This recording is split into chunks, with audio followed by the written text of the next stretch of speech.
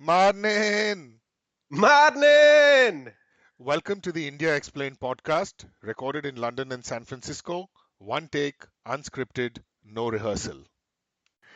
Good morning, Bunty. What's up in London? Everything's fine, Rohit.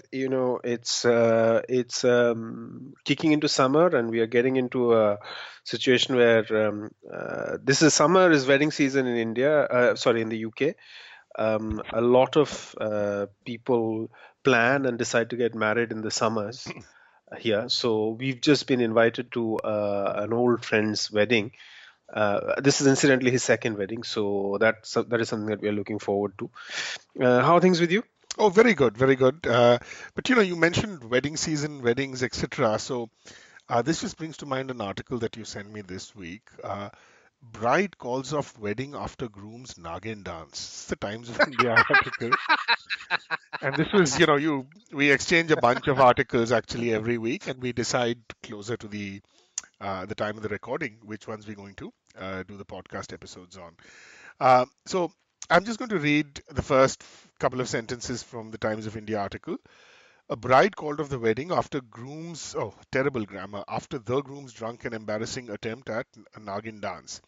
The wedding was called off just before the wedding rituals were about to begin.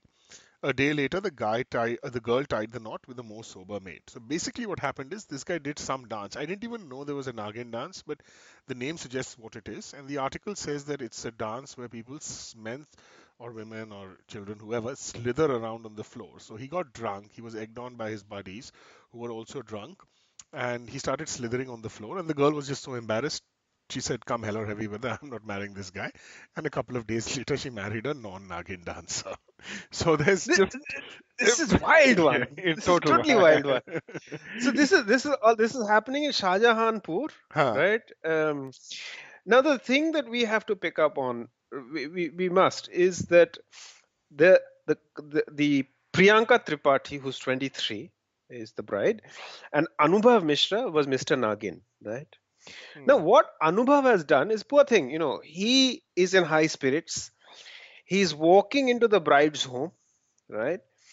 What happened was that as the language, the publication says, the groom's attention was drawn to a Nagin song being played by the DJ. Now, first we must explain that Nagin song in India has deep rooted kind of filmy connections. Hmm. It's not just one dance, it's been replicated across many genres, many formats, Hmm. and it's basically a bloke pretending to be a snake, Hmm. right? So he began to sway and dance as his friend showered currency notes on him, Hmm. right? The bride's family, meanwhile, watched in stunned shock. Now, my question is, is there an acceptable dance? Because I've seen a lot of dancing that happens in weddings, and I've been to a fair few weddings in India where there has been like kind of people are high and people are quite rightly enjoying themselves, and sometimes the dance is bordering on like pornography, Hmm. right? Hmm. Uh, and I'm thinking that if if that is acceptable, if a slightly joyous guy is kind of swaying around like a snake, right? Hmm. What triggered Priyanka to dump him? My Right. deep take on this one, and this is a bunty generalization, that probably she had fingers in many pies, Priyanka. Oh, not many, another pie. And this was an excuse that she needed to trigger. So this was kind of a red line that she made up on the spot and dumped this. That is my take, because the next day she married somebody sober.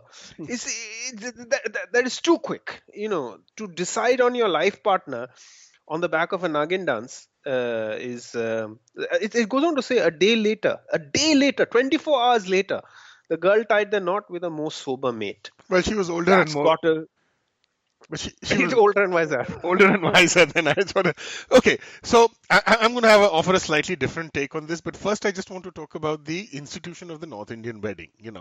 So despite here's the thing that the claims that are made for the wedding in the lead up to the wedding are that these are ancient and sacrosanct rituals from Vedic times. But this Right. showering 500 rupee notes and doing Nagin dance, which Veda it's written in, I don't really know. So, yeah, because the natak and the drama that goes on, that ye hamara riti riwaj hai, and we have been doing this for pushton se karte aaye hain, and so on and so forth. Now, the North Indian wedding is generally a loutish affair, and I've been for many of these ceremonies, weddings, and you know, birthdays of like a family has had a male child finally after six girls and that kind of stuff. So some Panju dude has rented two parks, converted them into tents, and then you have these bizarre kinds of things going on at these events. I mean, mostly I went to them against my will, relatives' weddings and so on and so forth. So the North Indian wedding, there's a lot of bizarre stuff that goes on first. Uh, and the boys' friends are a particularly boisterous category there.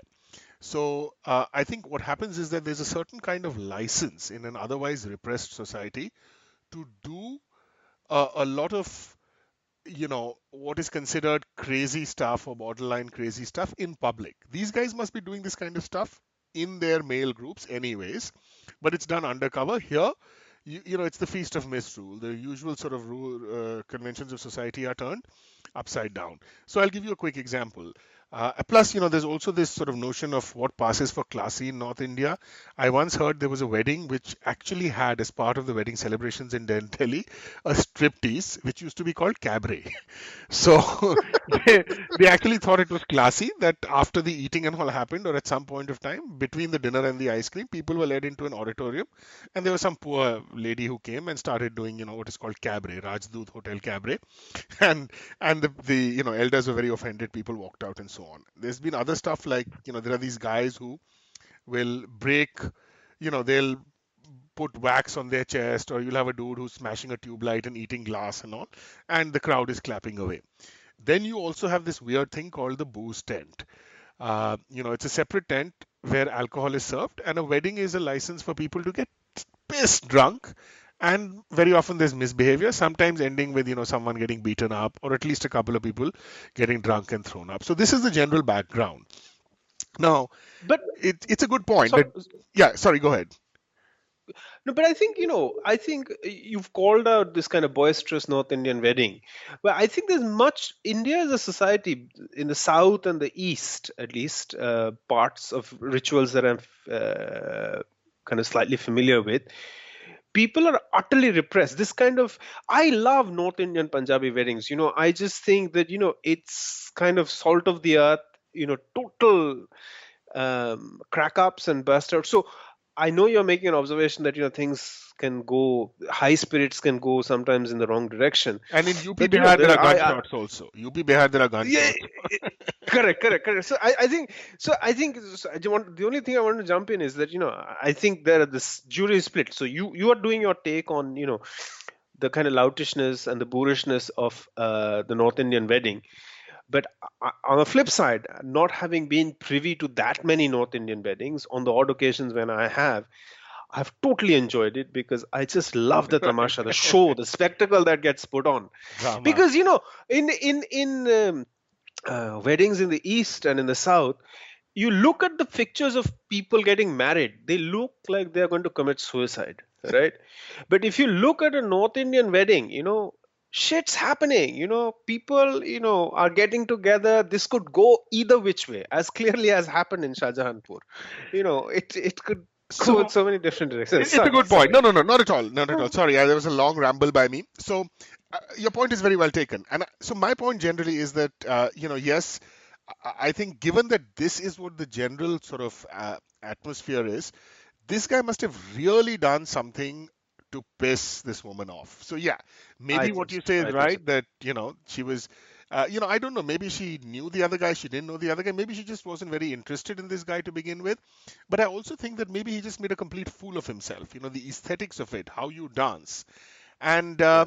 I think that time when women would just, even if they enter into arranged marriages, which where the parents have set up everything, I think the time where women would just accept what was laid down for them is over. So maybe they she agreed to an arranged marriage, but with some reservations, and then she may have seen that this guy is too easily churned out by his friends, and something about that combination may have just kind of pissed her Okay. off. Okay. In light of which, two comments. One, this guy doing the Nagin dance, do you think that if he had done the dance in a more classy way, right? he would have got away with I it. I That's think point number one. I think so. Slightly westernized dance, a little bit of like break dance, because like Shah Jahanpur break dance is still just about making its way. Yeah, okay. Okay. So then the second point is the day after she married, kind of aligns herself to another guy, whether arranged or by love, we do not know. Now, my sense is, if he finds himself uncomfortable in this marriage, do you think he reckons that one drunken dance and I'm out of this mess? Do you think he's done the calculus that dancing's a big deal for the missus? I think he's, And yeah.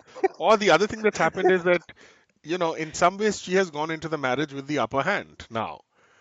That yes, she yes. comes in with a reputation of as a no nonsense person. So from day one, she has the upper hand. So if you're going to think in this very cynical way about it being, power dynamic and all of that. But yeah, I think that whatever he does, maybe he's going to eat with abandon. He'll enjoy chart and lick his fingers, without thinking twice. Maybe he'll sing, even if he's, a Besura dude, sing very freely. But I think dancing, he will always think twice. I think dancing is, and I'm waiting, and I think we should kind of figure out a way of keeping track with this lady. If anybody from Shahjahanpur listens, or we get to reach that part of the world, I want to be in the wedding where this newly married couple, as is prone to happen, will be invited to a wedding of another relative. And The band strikes up, everybody joins, all the men start to dance. I want to see the look on this guy's face that's a because brilliant point. So, I think we are close to time. We'll wrap up on that note. I just want to end with one thought. Maybe we can pick that up in another yeah. episode. I have noticed this thing with Indian cities that the grander the name of the city, you know, like usually the things that happen there are in sort of inverse proportion to grandeur. Shah Jahanpur and so on and so forth. So, maybe this is something we need to pick up at a later date.